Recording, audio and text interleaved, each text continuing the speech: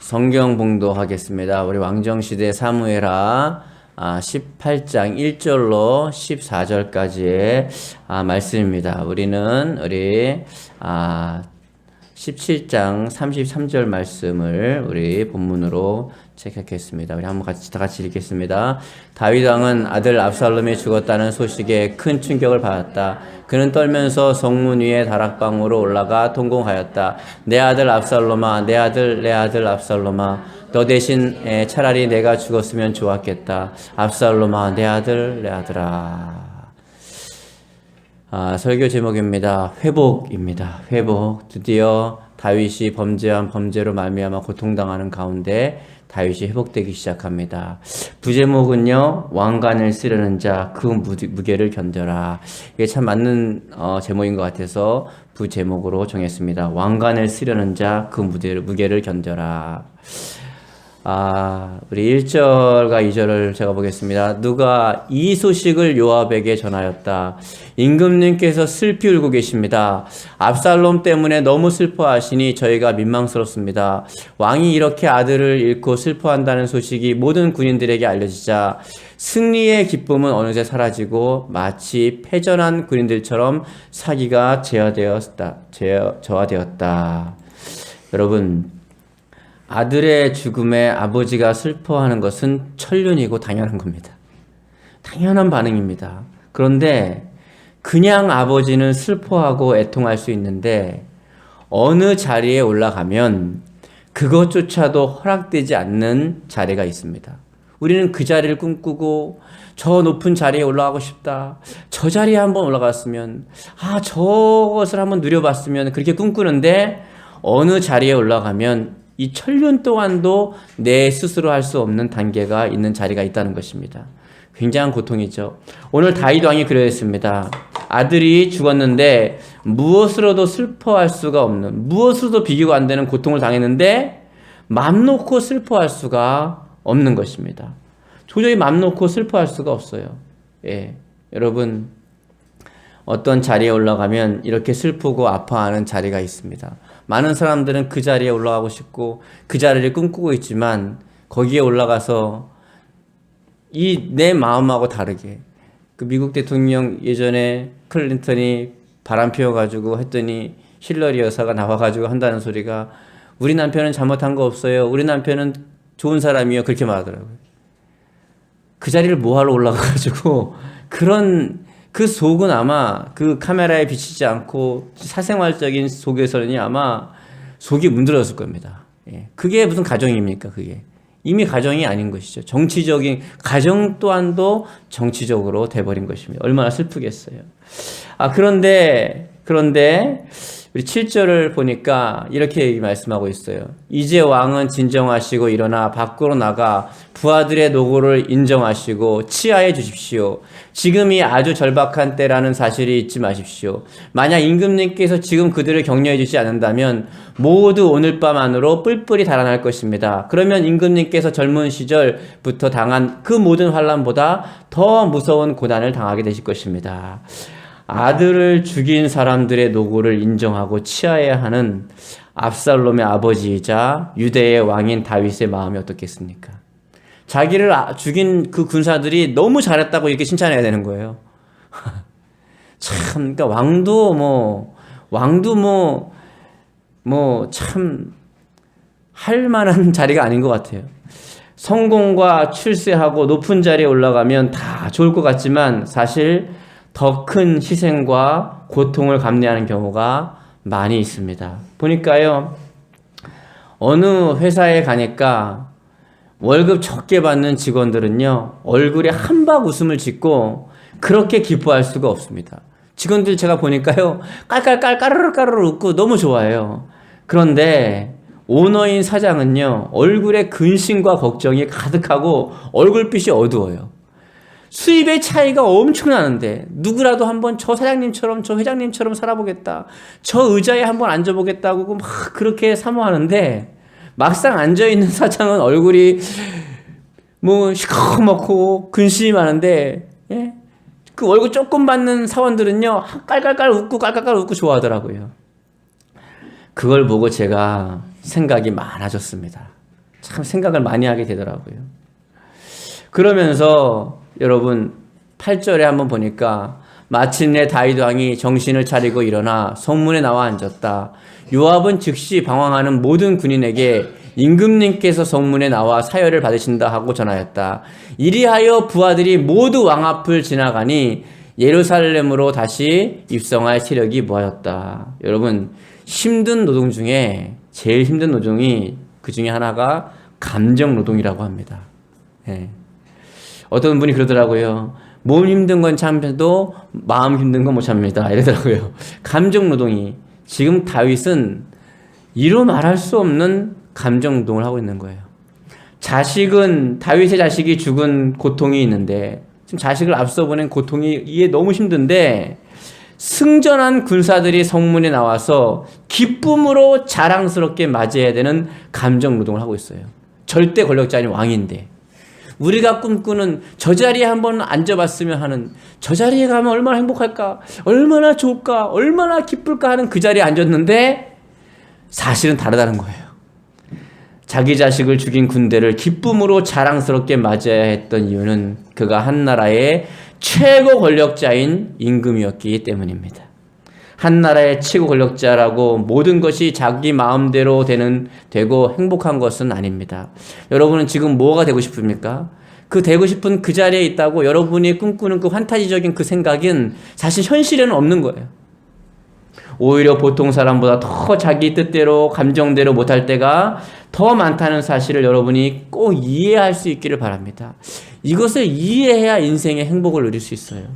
저 자리에 올라갈 수만 있다면, 저 자리에 갈 수만 있다면 얼마나 행복할까. 근데 그 자리에 가면 여러분이 헤아릴 수 없는 그 수많은 감정 노동이 있다는 것입니다. 그리고 여러분, 자식이 죽으면 대성통곡하고 울고 또 우는 것이 당연한 모습이 아닐까요? 그렇지 않나요? 여러분 자식이 죽었다고 생각해 보세요. 그러면 당연히 대성통곡하지 않겠어요? 그리고 주변의 모든 사람들이 위로와 격려의 말과 행동을 표현해 주는 것은 당연한 것입니다. 주변 사람들이 와서 얼마나 힘드시냐고, 얼마나 마음 아프시냐고, 얼마나 고통받으시냐고 막 위로해 주잖아요. 그건 당연한 일입니다. 그래서 다윗은 이스라엘의 왕으로서 최고의 권력자인데 그 위치가 오히려 그런 당연한 감정마저도 표현할 수 없는 그런 비참한 자리였습니다. 한 나라의 최고 권력자의 자리인 왕이라는 자리가 그런 자리입니다, 여러분. 그러니까 모든 자리가 보는 거하고 많이 다릅니다. 많이 달라요. 많이 다릅니다. 두 번째로 왕의 귀환을 준비합니다. 10절에 보니까 그러나 우리가 왕으로 세워놓은 압살롬은 이미 전사하였다. 이리하여 백성들은 이렇게 요구하였다. 이런 판국에 더 기다릴 것이 무엇이냐? 무엇 때문에 다윗 왕을 모셔오지 않느냐? 여러분 보십시오. 다윗 왕을 쫓아낼 때는 언제고 이제 압살롬이 죽으니까 얼른 다윗 왕을 모시려고 합니다. 민중의 심리라는 것이 어리석을 때는 이렇게 어리석습니다. 참 간사하기가 그지없어요. 이 민중이라는 것이요, 참 어리석으면요 끝이 없습니다. 끝이. 민중의 어리석음은, 그래서 이 지도자의 자리, 여러분이 꿈꾸는 그 자리가 그렇게 어려운 자리가 될 수 있는 것입니다.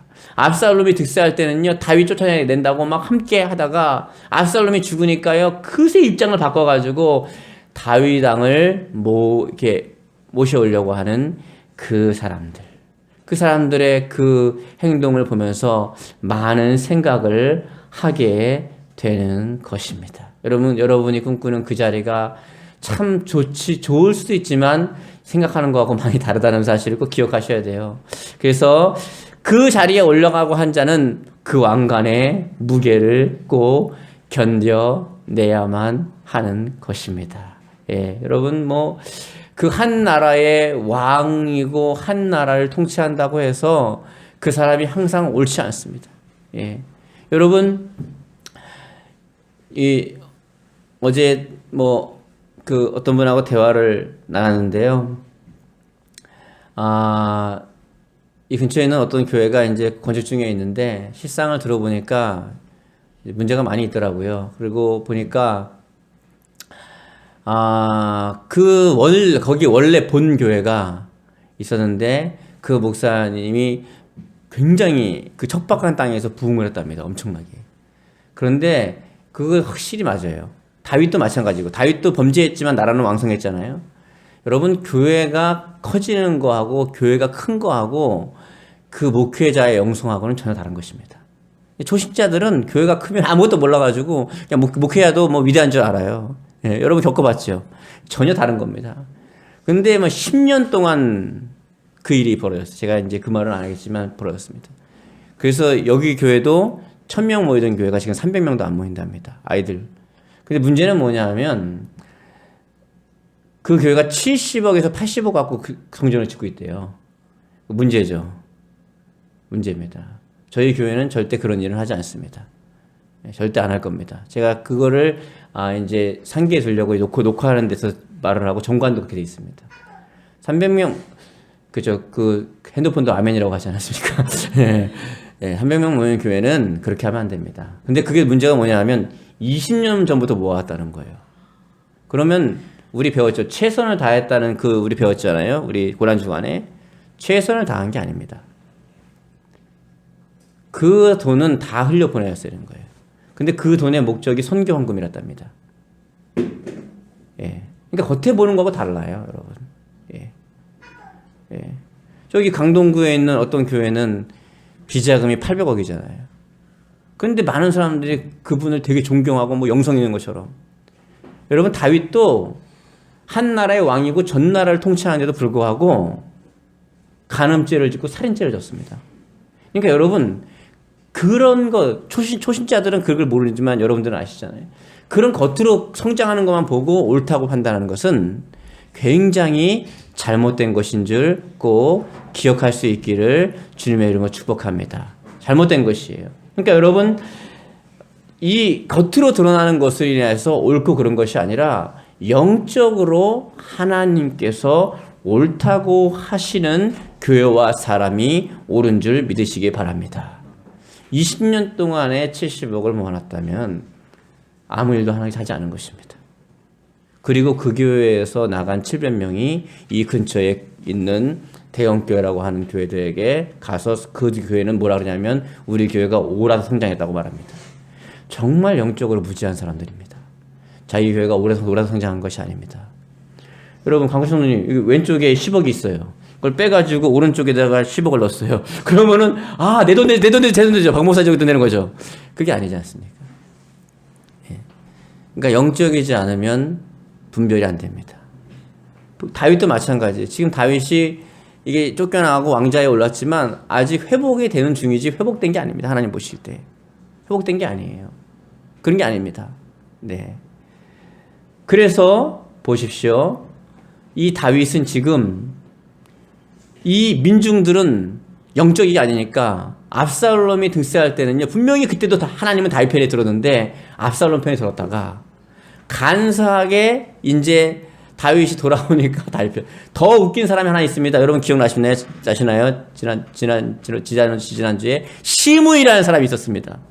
골짜기로 내려오면서 돌을 던지면서 네가 사울의 가문을 막 하면서 그런다. 기억나시죠? 그 사람 다윗이 요단강 건너오자마자 얼른 달려와가지고 엎드리면서 살려주십시오 그럽니다. 그렇게 간사한 게 사람입니다. 그렇게 간사한 게. 우리 11절을 한번 보겠습니다. 북쪽의 이스라엘 10지파가 모두 이렇게 주장하자 그 소문이 다윗 왕에게도 전해졌다. 그러자 왕이 예루살렘에 있는 두 제사장 사독과 아비아달에게 사람을 보내어 이렇게 전하였다. 유다 지파의 장로들을 불러 모으고 이렇게 내 말을 전하시오. 북쪽 지파에서도 이미 임금을 모셔드리려고 하는데 왜 유다 지파에서 아직 그러한 생각을 못하고 있어? 이게 무슨 얘기냐면 다윗은 아직 유다의 두 지파의 왕인데 이미 미련한 두 지파는 다윗을 왕으로 모시는데 멍하니 넋놓고 있는데 오히려 아직 다윗과 별 상관이 없는 북이스라엘 10지파가 다윗을 왕으로 모셔오자고 앞장서는 겁니다. 앞장서는 거예요. 다윗은 북지파 쪽에서도 이미 그런 생각을 하는데 내 동포요 내 고륙지친인 남유다는 왜 그런 생각을 못하냐 이렇게 하고 책망을 합니다. 책망을 하는 것이죠. 예. 그러니까 지금 이 사람들의 기운은 뭐예요? 지금 두 지파가 인구가 많을까요? 10지파가 많을까요? 당연히 물어보나 마나 10지파가 많죠. 그런데 이 10지파의 수많은 백성들의 판단은 우리는 다수결의 원칙에 의해서 많은 사람이 옳다고 하면 옳은 줄 아는데 이 사람들은 기후에 따라서 움직이는 그저 어리석은 민중에 불과했습니다. 많은 사람이 다 다윗을 떠나갔어요. 다윗과 하나님 함께 계셨습니다. 그때 보십시오. 그 많이 모여있는 압살롬에 있는 그 어마어마한 사람들 가운데 주님은 계시지 않았습니다. 우리는 4대주의에 빠져 있습니다. 6.25 때부터 빠져 있어요. 지금도 여러분의 머릿속엔 그게 있습니다. 그래서 큰 게 옳다라는 게 있어요. 그래서 미국이 옳다고 그러고 다 받아들이잖아요. 옳은 거 많이 있습니다. 근데 다 받아들여야 무조건 옳다는 거예요. 선진 문물이 다 옳다는 거죠. 그런 게 있습니다. 그래서요, 착각한 나머지 초신자들은 뭐 대형교가 무조건 옳다는 거예요. 지금 뉴스 안 보십니까? 예, 난리가 났습니다, 지금. 예. 지금 저기 강 건너에 있는 어떤 교회도 800억하고 교회를 줘가지고 그렇게 분별력이 없습니다. 이 시대가 지금 어떤 시대인지를 모르고 있어요. 어떤 시대인지를 모르고 그걸 짓고 있다니까요. 예. 어저께 제가 어떤 성도님한테 대화하는데 그분도 걱정을 하더라고요. 성도님인데도 그걸 알더라고요. 교회가 그러면 안 되는데요, 그러더라고요. 예. 안타까운 것이죠. 눈이 가려진 것입니다. 근데 이런 말을 하는 사람이 없어요. 분별할 수 있기를 축복합니다. 주님의 음성을 들어보세요. 그러면 주님은 분명히 말씀하신다고요. 그건 아니다. 그건 아니다. 예. 그 왜 그래요? 큰 게 옳다, 많은 게 옳다 하니까 사람들은 눈이 어두워버린 것입니다. 심지어는 어떤 교회는요, 목사가 살아있는데 박물관을 져놨어요. 세상에. 제가 하나 물어볼게요. 민정자매님. 박 목사가 살아있는데 박 목사의 박물관을 져서 내가 살아있다 내가. 박물관은 되게 돌아가신 분들이죠, 그렇죠? 살아있는 박 목사를 위해서 박물관을 졌어요. 옳아요, 틀려요? 틀리죠. 애들은 아는데 일부 목사들이 몰라요. 애들도 아는 거를. 근데 그분이 위대하다는 거야. 계시록에 나오는 라우디아 교회와 사대 교회는 부유한 교회고 큰 교회였습니다. 그래도 규모가 있는 교회였어요. 하나님이 한마디 칭찬을 안 합니다. 사대 교회는 살아있다는 이름인데 죽었대요, 거기는요. 근데 그 당시에 무매한 백성들은 뭐라 그랬냐면요, 사대 교회말로 위대한 교회다 이렇게 했어요. 뭐라 했어요? 살아있다 이렇게 얘기했단 말이에요. 그 교회 살아있어, 사대 교회 살아있어 이랬단 말이에요. 근데 예수님 뭐라 그랬어요? 살았다는 이름은 있어. 다 사람들이 살았다 그래. 근데 그 교회 죽은 교회야 그랬단 말이에요. 그러니까 하나님의 음성을 듣지 못하면, 하나님 영적으로 깨어있지 않으면 그냥 다 무지한 백성은 넘어가는 거예요. 여기 지금 다윗 왕과 하나님 함께 있는데 다 떠나갔어요. 그래놓고 나중에는 어떻게 해요? 눈치만 빨라가지고 얼른 또 다윗에게 와가지고 막 이렇게 하는 겁니다. 아유, 여러분, 근데 우리도 또 그러고 있는 것 같아요. 우리도. 무슨 말이냐 하면, 무당은 예수님을 신 중에 가장 큰 신이라고 고백합니다. 무당은. 그래서 작두 타다가 예수님 교회만 주일을 왔다 갔다 하는 그런 초신자 부부가 왔는데, 여기 큰 신을 모시는 분이 계신데 좀 자리를 비켜주세요. 우리 신이 못 내려옵니다. 이런 말을 합니다. 여기 예수님 믿는 분 계신데 비켜주세요. 이렇게 말을 합니다. 무당은 예수님이 왕 중의 왕이시고 신 중의 신이시고 참된 신이라는 것을 무당은 알아요. 고백하고 두려워합니다. 두려워까지 해요. 비켜달라 그러는 거예요. 정작 그분의 자녀인 성도들이 그분을 가장 큰 신으로 섬기지도 않고 두려워하지도 않는다는 것입니다. 두려워하지도 않아요. 하나님을 예배할 때도 경외가 없고, 하나님 앞에 나아갈 때도 두려움이 없고, 우리가 인생을 살면서도 그분을 향한 두려움이 없다는 것입니다. 얼마나 안타까운 사실입니까? 오히려 하나님을 대적하는 귀신의 종로로 타는 무당은 하나님을 두려워하고 신 중의 신이요 가장 큰 신으로 두려워하고 고백하는데, 그의 백성들은 우리 하나님을 너무 가볍게 생각하고 무시하고 있지는 않은지 깊이 생각해 봐야 할 문제입니다. 지금 다윗의 백성인 유다 지파는요, 왕으로 모셔올 생각도 안 해요. 어떻게 보면 무시하는 거예요. 그런데 아직 그 백성이 아닌 저 10지파는요, 다윗을 왕으로 모셔오자고 막 이러고 있어요. 오히려 그들이 그러고 있어요. 그걸 다 한번 비교를 해본다면은, 하나님의 백성인 우리는요, 하나님을 무시하는데, 하나님을 대적하는 저 무당들은요, 하나님이 큰 신 중에 신이요 참신이라는 거예요. 예? 어떤 분이 청년이 왔더니 왜 예수님 믿는 사람이 여기 왔냐고, 빨리 가라고. 이분이 친구를 기다리려고 마당에 왔더니 어떻게 알고 바깥으로 나가주세요 이렇게 하는 거예요.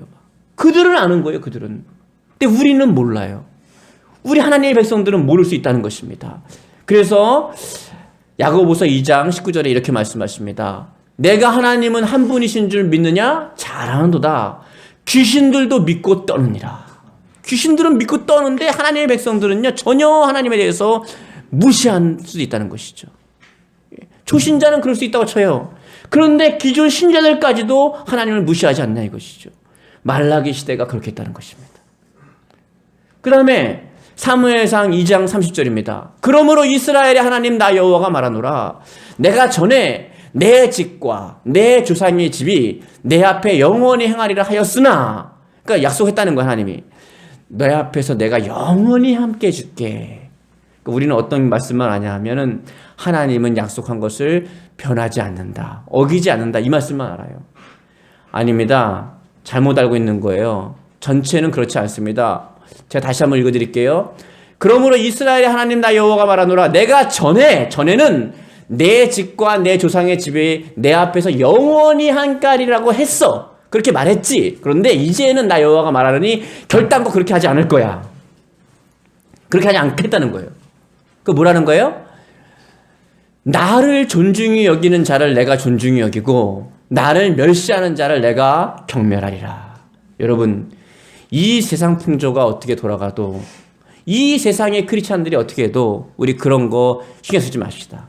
남은 어떤지 간에 우리 주임제교회 성도들만큼은 하나님을 경외하고 또 두려워하고 사랑할 수 있기를 주님의 이름으로 축복합니다.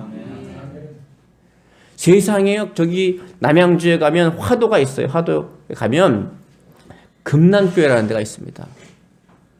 예? 이 그 인근에 있는 어떤 교회는 막 진다고 지금 주민들이 막 반대 운동하고 난리 났어요 지금 막.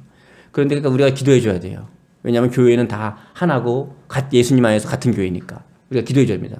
그렇잖아요? 우리 같이 기도해. 그런데 그 교회는요, 예배당을 건축하는 동안에 한 번도 만류가 없었어요. 126년 된 교회인데.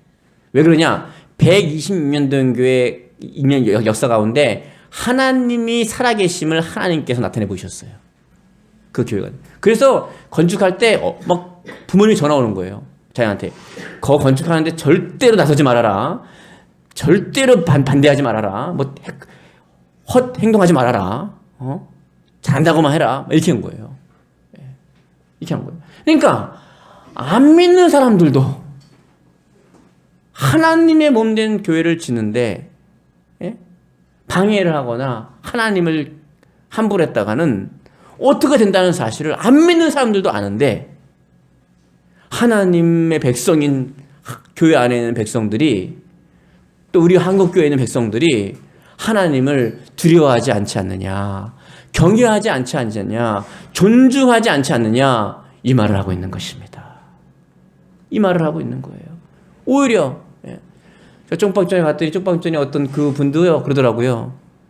거기도 야! 교회한테 그렇게 하면 안 돼! 큰일 나! 그러더라고요. 어디 막 그분이 신앙의 종문도 아닌데 왜요? 안 믿는 사람들도 그걸 아는 거예요. 안 믿는 사람들도. 그런데 교회 안에 있는 우리 하나님의 백성들이 오히려 다윗과 함께 했던 유다 지파처럼 오히려 경솔히 여기지 않느냐, 이 말을 하고 있는 것입니다. 여러분, 결론입니다. 임금의 자리에 오르고 최고 권력자의 자리에 오르고 여러분이 원하는 그 자리에 오를 때에 꼭 기억하십시오. 여러분이 꿈꾸는 그 자리가 행복하지 않은 자리일 수 있습니다. 수천억을 버는 그 사람은 얼굴에 수심이 가득한데 몇백만 원 버는 그 밑에서 일하는 사람은 그렇게 행복할 수가 없더라고요. 지금 한 나라의 최고 권력자인 다윗은 자식이 죽었는데도 이 정치적인 이것 때문에 울지도 못해요. 울지도 못합니다. 울라고 했더니요, 자기 조카가 요압 장군이 와가지고 말이에요. 그렇게 하면 되겠습니까? 그랬더니 백성들이, 자기 자식을 죽인 백성들이 들어오는데요, 웃으면서요, 자식이 죽었는데 방금 전에 웃으면서 내가 당신들의 노고를 치하하노라 이러고 있는 거예요. 이게 할 행동입니까? 이게 할 짓입니까? 이게 얼마나 마음이 힘들겠습니까? 여러분이 꿈꾸는 그 자리에, 그래서 어떻게 해요? 성경은 뭐라 그래요? 자족하는 마음을 가져라. 지금에 만족하면 행복할 수 있다. 지금에 만족하면. 그리고 제가 들은 얘기인데요. 미국에서 여러분은 어떻게 하실 거예요? 판단해 보세요. 미국에는 그 로또가 그 금액이 장난이 아닙니다. 몇천억 단위입니다. 몇천억 단위. 우리나라라면 뭐 몇십억이 몇천억 단위입니다. 어떤 분이 수천억 원이 당첨이 된 거예요. 이분 살라고 산 게 아니라 어쩌다가 보니까, 근데 당첨된지 몰랐어요. 근데 어쩌다 보니까 이제 알게 돼가지고 했는데, 이분이 어떻게 됐는지 아시죠? 이분이 신실한 크리스찬인데 평신도입니다. 평신도. 어떻게 됐는지 아십니까? 여러분은 어떻게 하시겠어요? 맞아요. 항상 저를 도와줘요. 그렇죠? 네. 맞아요. 저게 본 마음이에요. 근데 이분은 전액을 기부했습니다. 그리고 뭐라 그랬냐 하면, 우리는 이 삶에 만족합니다. 이 삶이 행복합니다. 그리고 했다는 거예요. 근데 여러분 중에는 그걸 가지고 선하게 사용하면 되지 않겠냐 이렇게 말하시는 분 있어요. 맞는 말입니다. 그런데 거기가 좀 의심스러운 부분이 있어요. 그 선용하고 하면 되지 않겠냐 하는 그 마음 안에 깊이 들어가 보면 위험한 부분이 있습니다. 미국의 수많은 또 다른 크리스찬들은요, 그거 당첨되자마자 교회 안 나갑니다. 교회에서 가니까요, 여기는 도와달라 저달라 했다는 거예요. 또 주변에서 도와가 이사가 버리고요, 교회도 안 나가 버린답니다. 차라리 당첨이 안 됐다면 수많은 사람이 됐다는 거예요. 물론 선용하면 됩니다. 그런데 그만한 믿음이 여러분에게 있으시겠습니까? 수천억 원을 선용할 수 있는 믿음이 있으시겠습니까? 물론 지금은 있다고 할 것입니다. 여러분, 나는 그래도 왕이 한번 되고 싶습니다. 그럴 수 있습니다. 막상 그 자리에 가면 산꼭대기에 올라가니까 바람이 더 세게 불더만요. 더 고민도 많고 힘든 일도 많더만요. 예. 그러면 여러분 그 자리에 가고 싶으면 오늘 제목을 꼭 기억하십시오. 왕관을 쓰려는 자, 그 무게를 견뎌라. 뭘로 견디는 거예요? 믿음이에요. 어떤 믿음이 있어야 돼요? 물질보다 하나님이 더 좋은 거예요. 근데 이미 선용을 하고자 하는 그 마음 속에는 이미 그 물질이 더 좋은 게 있지 않냐고 물어보는 거예요, 지금. 예? 목사님, 그거 딱 받아가지고 선하게 쓰면 되지 않겠습니까? 뭐 11조도 드리고 뭐 하면 되지 않겠습니까? 그 마음이 맞는데, 그런 분도 계시지만 그 마음 안에는 이미 물질이 하나님이 아니냐는 것이죠. 예. 제가 어디 목사님들 모임에 갔더니 그분만 그랬는데 제가 참 자괴감을 먹었습니다. 내가 제 얘기니까 이런 표현을 씁니다. 잘 늙어가야겠다는 생각을 요즘 많이 합니다. 나이를 잘 먹어야겠다, 진짜. 조심해야겠다. 뭐, 자기 교회가 이렇게 어려운 데 있었는데, 뭐, 개발돼가지고 한 20억, 30억을 받았다는 거예요. 설교 내내 그 자랑만 하고 있더라고요. 네. 목사님들 모여있는 데서 설교를 하는데. 목사님들 모여서 대표로 자기가 설교를 하면은 적어도 어떤 그 책임감이 있어야 되지 않겠습니까? 내내 그 얘기만 하고 있는 거예요. 어떤 분은 내내 의료기 광고만 하고 있고. 근데 그걸 보면서 많은 생각이 깊었습니다. 나도 얼마인지 저럴 수 있지 않을까. 잘 늙어야겠다. 여러분, 그 연세 드신 분은 하지 마시고, 예? 우리 이성현 이사님 이하로는 다 따라 하십시오. 옆에 분하고 인사합시다. 잘 늙읍시다. 예, 잘 늙읍시다. 정말요. 나이를 잘 먹어야 돼요. 성경에도요, 나이를 먹어서까지 하나님 앞에 바르게 산 사람이 많지 않습니다. 예, 정말. 예, 그렇습니다. 그러므로 어떻게 해야 돼요, 여러분? 이제는 다윗처럼 하나님을 경외하고, 말만이 아니라 여러분이 하나님 한 분인 줄 믿습니까? 잘합니다. 귀신들도 믿고 떱니다. 하나님은 이제 그렇게 하지 않기로 결단하셨어요. 나를 존중히 여기는 사람 내가 존중할 거야. 하지만 나 멸시한다? 나 멸시. 어떻게 하면 멸시할까요? 말라기서 보니까요. 예배를, 이런 표현이 좀 맞아서 제가 쓸게요. 죄송해요. 예배를 또 하나님을 섬기는 것을 그분들이 그렇게 했어요. 개떡같이 하면요. 하나님도요. 똑같이 갚아주겠다는 거예요. 예. 왠지 아십니까? 진설병은 매번 갈아야 되는데요. 안 가는 거예요. 곰팡이가 쓸었어요. 곰팡이가. 그 불 꺼면 안 되는데 불 꺼진 지 오래고. 예. 그러니까 막 난리가 난 거예요. 교회는 거무줄 쳐 있고 막. 그 예배, 그 성소 안에는. 네. 그래서 뭐라 그러냐면, 그래도 예배를 드리러 와요, 막. 그러니까 하나님이 저 성소의 문 닫아버려라. 성전문 닫아버려라. 예배, 난 그런 예배 받기 싫다는 거예요. 여러분, 예배뿐만 아니라 하나님을 향해서는 존중하는 자세가 있기를 축복합니다. 어떤 교회 가니까요, 담임 목사님 앞에서는 열심히 하더라고. 내가 부교자 때니까 잘 보이죠. 담임 목사 없으니까요, 세상에 그런 걸 그렇게 말하나 봐요. 그런 사람은 그게 맞는 말이에요. 완전 개판입니다. 자세부터 모든 행동이 담임 목사님이 없으니까요, 완전히 그렇게 하더라고요. 그거 뭐예요? 그게 본 모습이에요. 그게 본 모습이에요. 그러니까 그 사람은 하나님을 보고 섬긴 게 아니에요. 사람 보고 한 거지. 그러니까 어떻게 해요? 내가 나 멸시하는 거 내가 알았어. 내가 널 반드시 멸시할 거야. 여러분, 하나님을 존중히 여기십시오. 그럼 반드시 여러분을 하나님이 존중히 여기는 줄 믿으시기 바랍니다. 근데 그것을 그럼 어떻게 할까요? 최선을 다하십시오. 우리 배웠어요. 최선을 다해요. 여러분이 이건희 회장님처럼 그렇게 많은 것을 할 수 있겠습니까? 빌 게이츠처럼 할 수 있겠습니까? 그런 거 바라는 게 아니에요. 최선을 다하라는 거예요. 물질만 얘기하는 게 아니에요. 모든 면에서 최선을 다하라는 것입니다. 그러면 그걸 존중히 여긴다고 봐주시는 거예요. 여기 초신자분이 계시면 초신자 맞게 최선을 다하면 됩니다. 여기 또 중직들이 계시면 중직들 맞게 최선을 다하면 됩니다. 그러면은 하나님이 존중히 여긴다고 인정해 주시는 거예요. 하나님은 억지로 큰 걸 바라지 않으시거든요. 우리 다윗과 함께 했던 이스라엘 백성과 유대 지파들을 바라보면서 우리를 돌아봤으면 좋겠습니다. 내가 하나님을 경외하고 있는가? 내가 하나님이 살아계신 걸 진짜 믿는가? 여러분, 하나님이 살아계신 걸 믿습니까? 네. 그런데 그것은 저는 믿습니다만 하나님은 여러분의 말을 들어보는 것이 아니라 행동을 볼 것입니다. 이 백성이 입술은 나를 존경하되 마음은 내게서 멀도다. 여기에 만약에 여러분 회사의 오너가 여기 서 있어 봐요.